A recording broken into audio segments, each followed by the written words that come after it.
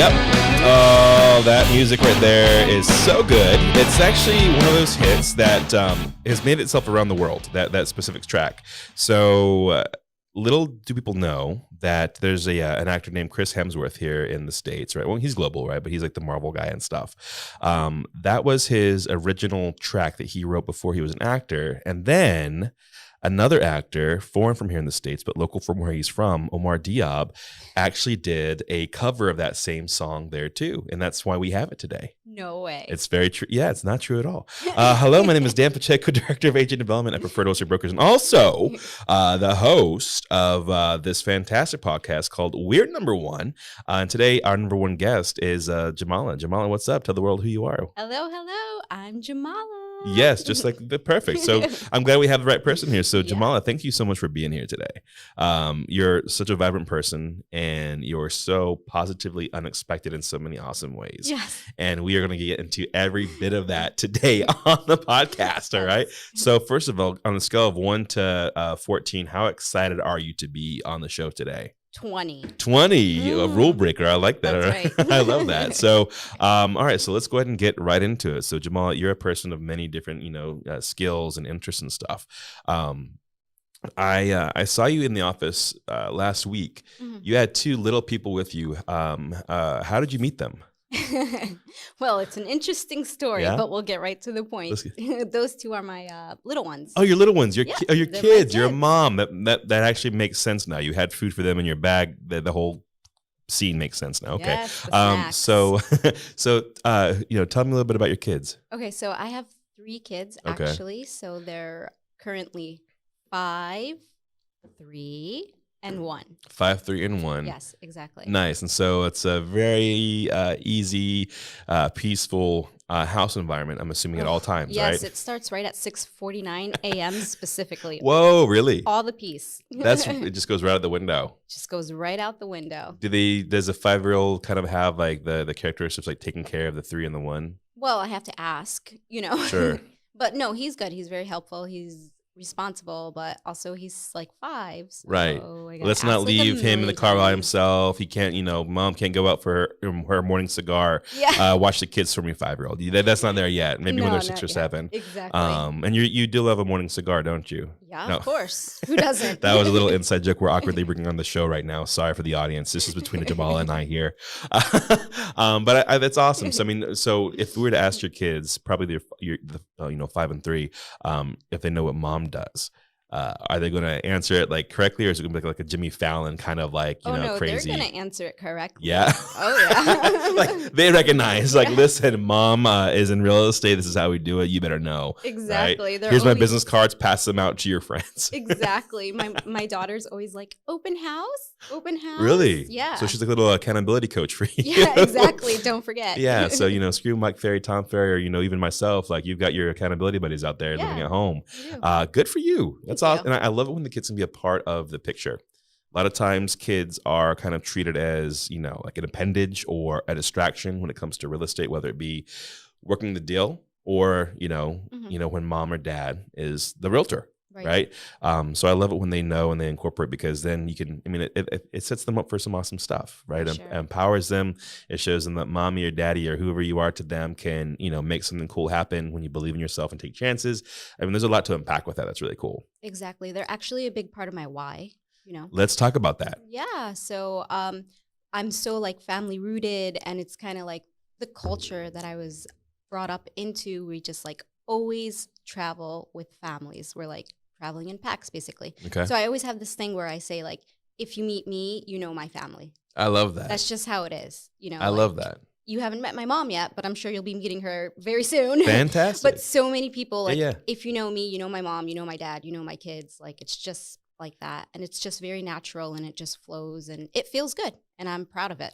That's a beautiful thing to lead with, because I feel like it's a common mentality, kind of like, all right, I'm leaving the house, mom and dad, or again, whoever you are, and I'll see you, a few times a year, and call you less progressively as the years go on. Yeah. And then that's it. I love it when we can make it a part of our day to day, our why. That's a huge thing, and because like really the money is when we're working for the money, it means nothing. Like those big numbers that would be great for us on an annual income are kind of lower numbers when we see them on contract in real estate. So it kind of changes the charge of that. But when you can say like, hey, I'm in this for my kids, my, you know, my parents, whatever it is, myself, and you have the why behind the why, which I know that you do, that goes a really long way. And I think that's what's really propelled you to be, you know, who you are in the industry. You know, I mean, you're definitely getting a lot of awesome momentum. You're becoming more recognizable, which is a huge thing. You're becoming more known. And that doesn't happen just because you attended a seminar or read a pamphlet. Like, it takes a lot of work. It does. And talking about family, it's not just you in it, right? So you're the one that's, you know, licensed and doing real estate. But anytime that, you know, mom or wife or daughter is not around, then they're, you know, having each other's backs at home and having to figure that out too, right? For sure. Which, again, I think is so cool that you're able to incorporate it, because you guys don't have to have that, right? I mean, you're together, which is beautiful, Jamala. Exactly. Thank you. Absolutely. So mom and dad, when you said, hey guys, guess what? I'm getting my real estate license, were they like throwing, you know, confetti poppers and balloons, or what? Yeah, were they really? Awesome. They're always so excited, and they're just like such a great support. So like, if I didn't have that support, I probably wouldn't feel as confident or as encouraged or something along those lines. So I always know that I can always go back to mom and dad. That's awesome. Yeah. That's a beautiful thing. And shout out to mom and dad. Yay. You know, give them a little shout out there. Hi, mom and dad. Look, your girls on the podcast. Hey, I made it. Available on Spotify and Apple iTunes and at YouTube. 3 a.m. Yeah, we're really slapping. We really spike it, our ratings at 3 a.m. It's a really hot spot. So I don't know why, but we do. So we've got that figured out. That's part of it, and that's part of your brand in a sense. Yep. Let's talk more about your brand. And so that color that you're wearing is fantastic, right? You're wearing it. It's a part of it. That color also exists on these really cool, you know, small packages of coffee, right? That's a part of it. You know, Java with jams. Java with jams. Which I freaking love, right?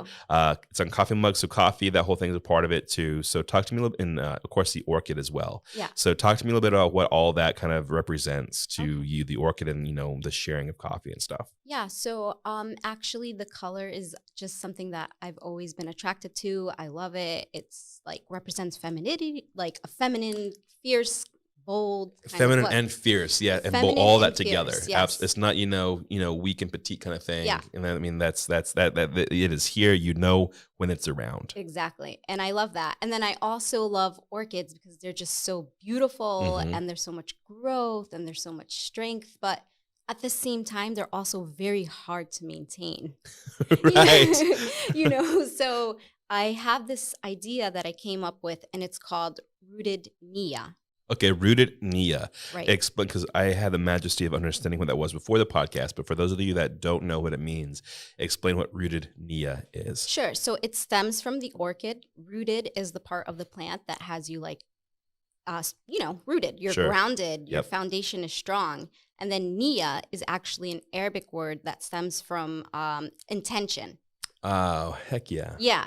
So rooted Nia is just being grounded and having great like foundation, and then you're just there and you're just growing intentionally, and your strength is there. And sometimes maybe, I don't know, the flower dies or something, but you shouldn't like give up on your thoughts or your hopes or anything like that, because you just have to continue nurturing, and then you just grow with it. Your original intention is still there. That's so powerful, Jamala. Like, even in so many ways, personally speaking, right? Because I know that you have that, you know, rooted in you. Right. That's also so symbolic of what real estate is and what a customer could expect, and, you know, kind of have it as far as their mindset goes, working in this modern market. Right. And so having you out there guiding them through that, through their growth, their own personal growth.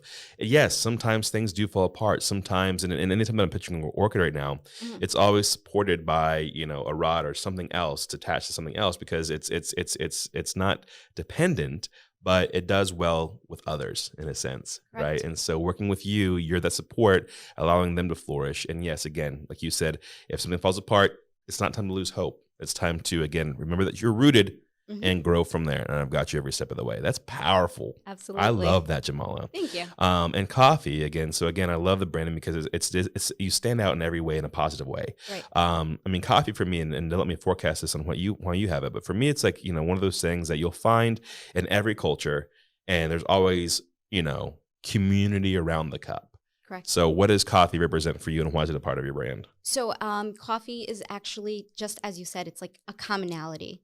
Everyone knows it. Everyone loves it. Mostly, if you don't love coffee, have some tea. Sure. You can still sit at the same table. Exactly. It's not an issue. So Yep. I just love the vibe that it brings. It brings people together. We sit around. We enjoy it. Like if you're in the coffee culture, you just like love that first sip. Sure.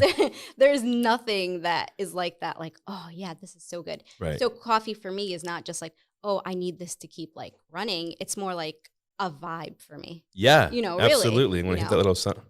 Yeah. Yeah. Exactly. Yeah. And that could be used both ways. Like that, yeah. To me, it sounds like it's like, yeah. Or like, yeah. Yeah. That's fun. And it's just cool because usually like people are excited when they're sitting together and just enjoying their time. So I really like that. I love people being together and chatting and just being in a good environment. Yeah. I mean, it's never like something that, stresses people out. If I think about groups with coffee, it's laughter, it's coziness, it's like you said, inclusion, right? And I think that's a really powerful thing too, especially again, saying the modern market, having someone that their closing table stands for inclusion. Correct. Right. So it's not just saying, hey, you specifically, no, you to the left, move to the right a little bit, move. Yes, just you. Will I work with you? No, you're going to work with everybody. And that was one of the fun things. And I will say it was fun, kind of figuring out what your brand was, because thankfully you let me to kind of help with that a little bit. Right. Yeah. It was a fun challenge because you were like, listen, like I'm not just one thing. I really appreciate like a lot of everything. Right. And that in itself is a brand. Correct. Right. Because everyone has like their own seller avatar. And it's a good thing to have, to know like who really receives you well. Sure. Right. But it's also awesome. And again, when he's like, listen, like you could be anybody from anywhere. We're going to find that commonality and it's going to be a good time. Exactly. And I love that, Jamala. Sorry, not to cut you off. Please. But think about it too. Like when we're in real estate, we're working with so many different people. So it's like, you have to be like flexible, right? So it's about getting the job done, really. Right. And that's a great point to bring up there too. It's flexible, but we have to be flexible, but still be able to shape back and not be that stretched out piece of like bubble gum that just gets like so thin and stretched out kind of thing. Because that happens a lot in real estate, from either the agent who is just, caught in a whirlwind of holy cow, all this stuff happening, right? These deals and, whatever. If they don't have that same intention that you do, then it's really easy for them to kind of have that light inside of them dim slowly. And here's the deal. They're still giving it their all. So they think like, listen, I'm still doing that 5-star, whatever it is. But at best, it's like a 1.5 or 2 stars, just because they've been diminished so much, right? It's lacked intention. So speaking on that, how do you keep your inner light on? How do you keep grounded and rooted? And how do you keep growing? Well, I have boundaries. Okay, talk to me about those. So I will assess the situation, see if it feels right.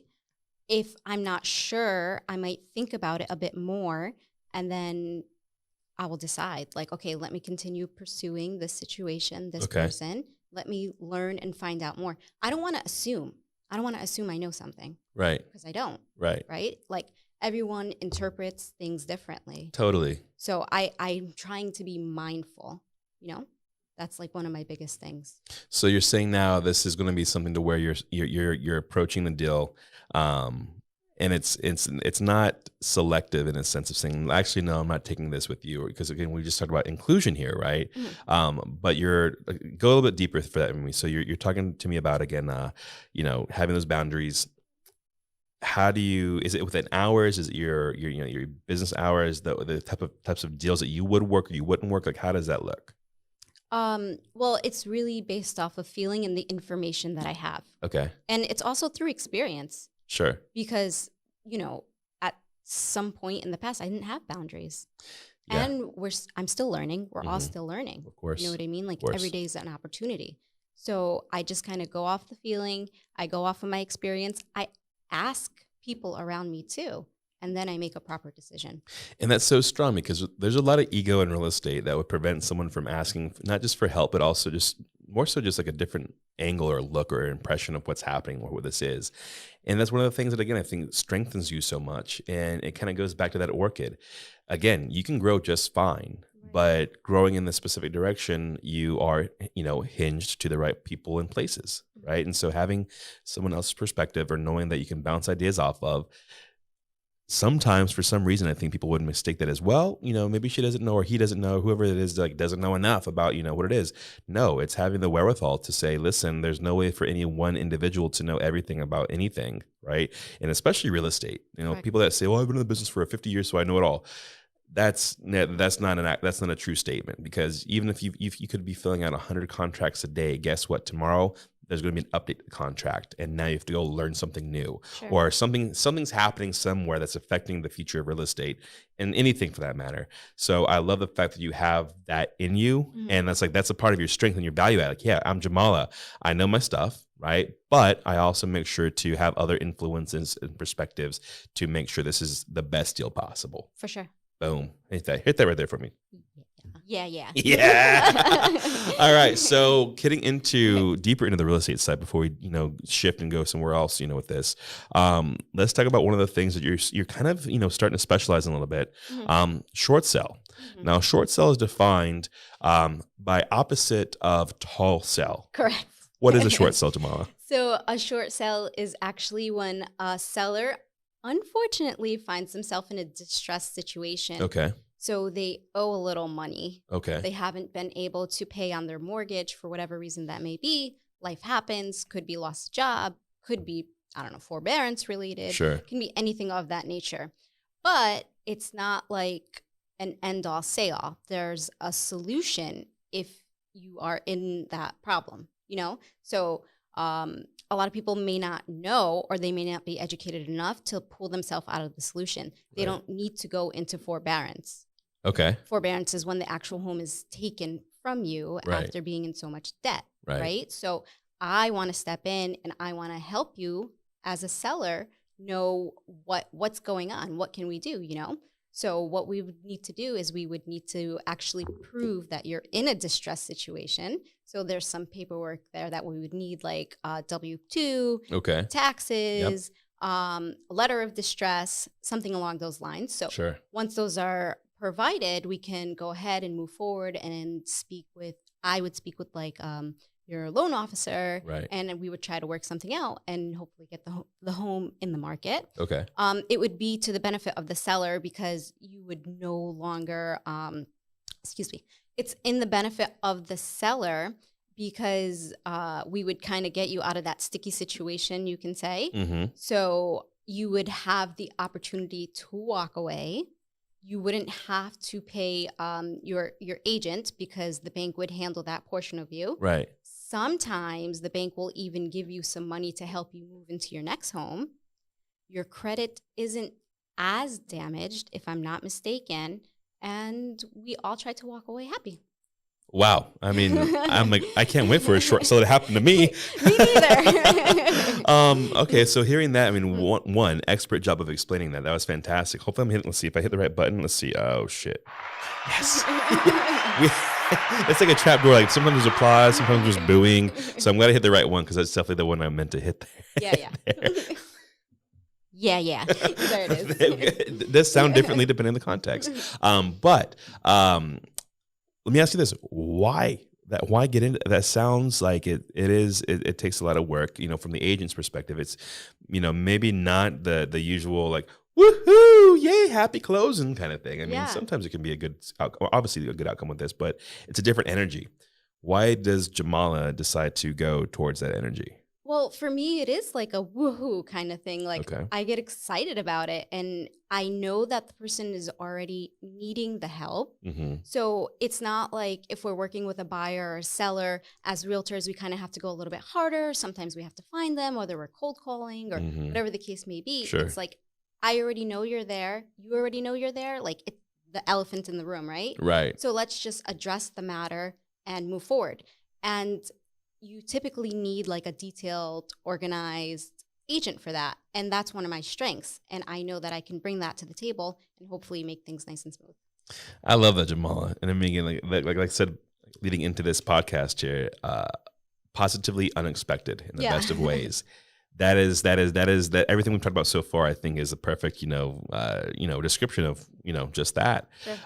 So, touch that fist, pound. Awesome. Well done for you. What's on your shirt? Oh, right now my shirt actually says Nothing is impossible I love it. in Arabic and in English. Very cool. So let's talk about the Arabic community here in Orlando. Yeah. I know some amazing restaurants, right? And I know some amazing people. But beyond that, I don't know really, like the depths of it or where, how deep the roots go. So talk to me a little bit about the Arabic community here in Central Florida. Okay, so we're actually all over the place. Yep. I didn't know that. Yes, Yeah. We're not just local guys; we're everywhere. Exactly. So, but what more would you like to know about the Arab Whatever you want community? to tell me. What are some? Let's just start with how I like to explore new places. What are some of the best restaurants for some good cuisine? Okay, so I'm actually in the Waterford Lakes area. Okay. So typically we eat and hang out there mostly. Okay. There's a place called, I think it's called like majesty or something like that. Okay.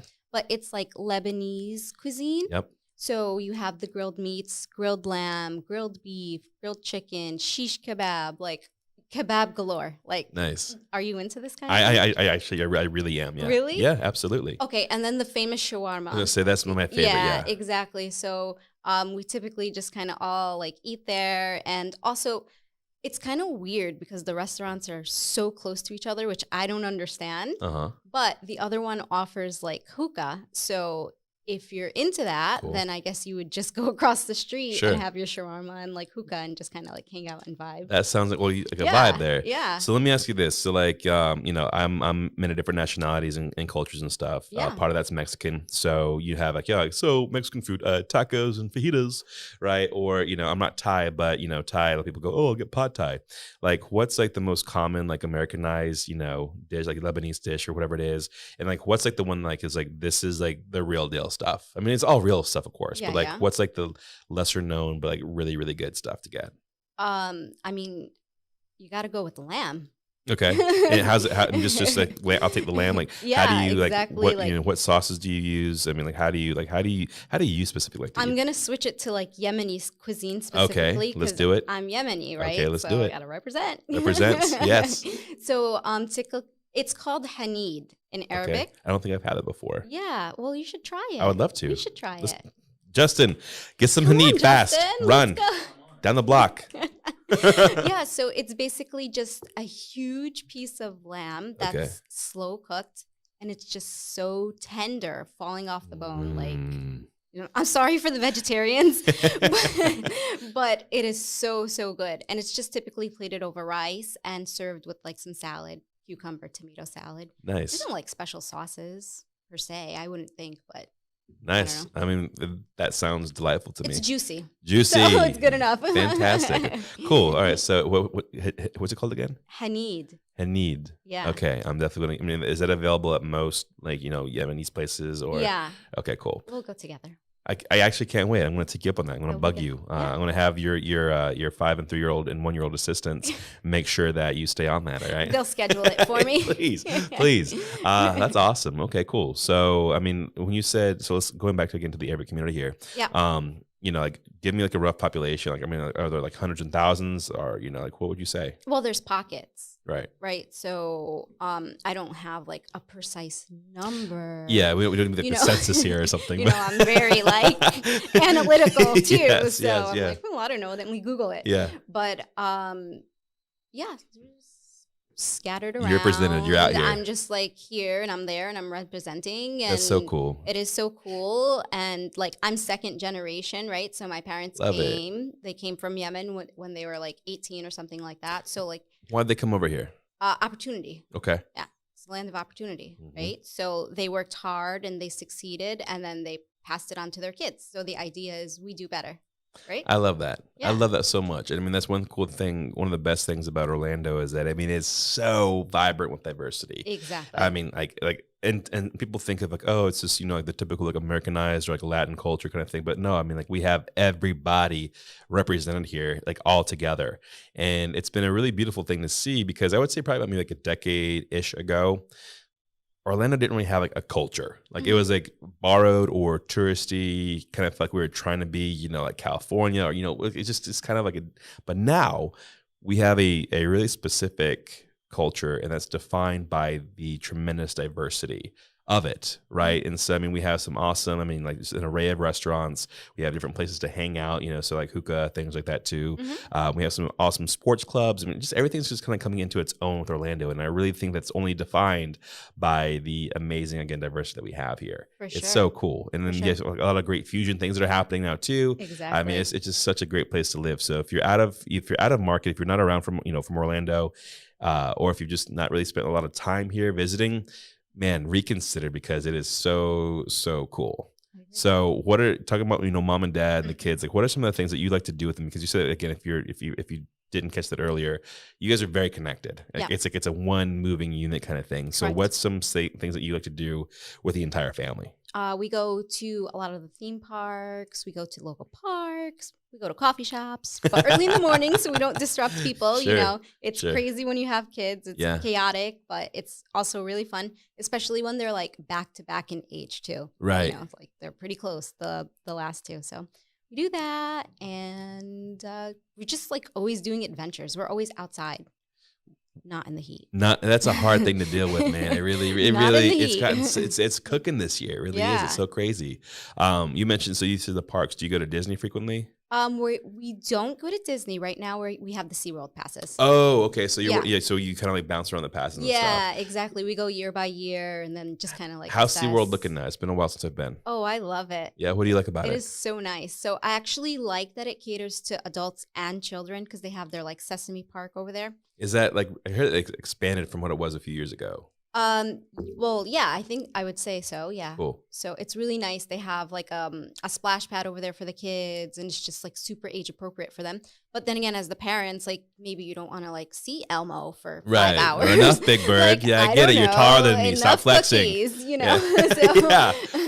So then you just go and you watch the like Shamu or the dolphins, or you can eat. Like usually what we do is we spend like 2 hours or so, because after that. And that's the benefit of being a local. I mean, people are like, oh, you know, I'm sure locals don't go to the theme parks. Like, yeah, we do actually. Yeah. But here's the cool thing. The local way to do it is, like you just said, we'll go for, you know, a meal and a show, or like a few hours, because we don't have, and this is, I mean, one of those things too, like I feel bad for those families that will save up for, you know, 1 year, 10 years, whatever it is, to take the entire family, because it is kind of costly at some, you know, points. It is. To go out there, and you're doing it in summertime typically, because it's when you can travel. For sure. And holy shit, it's just going to rain the entire time. I feel so bad for that, right? And the kids are fatiguing, or if you're trying to, you know, catch a sunny day, you're packing it all in one day, and the kids are from, you know, 8 a.m. to 11 p.m. They're like, oh, enough with this. That's intense. Yeah, it's so intense. Sensory overload, and just again, like, oh my God, and the heat and stuff. So that's how the locals do the touristy stuff, is like little by little, because you can. Yeah, exactly. We live here. We live for this, right? It's so, and it's so dope to be like, yeah, I'm going to go to Epcot, to the French Pavilion for dinner, and like bounce right out. Like it's a cool thing to do. So, and that's one of the things I think people are surprised that locals actually do like to mess with that. Yes. Right? Yeah. You did mention though other parks. Like, do you like to go to just like the dog walking park, or are you going into like the springs and like nature and stuff? Oh, yeah, I've been to the springs. That's really fun, but I usually have to plan well, as, you know, being a full-time mama and real estate agent. I really need to block my time for that, the Wekiva Springs. That's really cool. Yep, absolutely. So yeah, it's cool that we have that diversity here. Yeah. Last thing I want to talk about, getting back into just kind of like just like general, like, you know, like person owning their own business, because of course every agent does. Sure. Your social media content is fantastic. Thank like you, it's so good. The colors are there. The curation is there. It's not just listed, just listed, just sold. Like you've got an array of fun and stuff. Like, so was that natural for you? Was that something that you had to work really hard to curate and do? Because I know a lot of agents, or just any business owners, they know they should be on social media, but sometimes it feels like they're like trying to breathe water. You know what I'm saying? So how'd that come about for you? Well, actually, before I became a real estate agent, I was the person that had my profile on private. Okay. Yeah.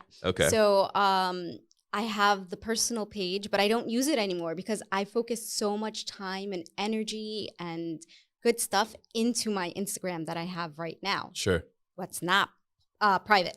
Yeah. It's public. So that was like a little bit uncomfortable for me in the beginning. And also when you start off, you're finding your way. Should you be like just sold, just listed, just this?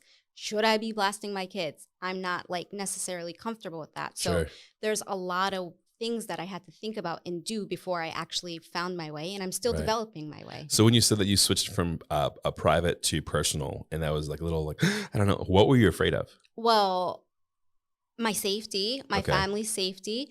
But at the same sense, like we're in this and people have to get to know me, who I am, to trust me, to love me, to develop and grow with me. And it's really hard to get that trust and that love and that, that connection when it's, again, the just soul kind of thing. Exactly. Not only that, but I see social media, especially my Instagram, as like a virtual resume.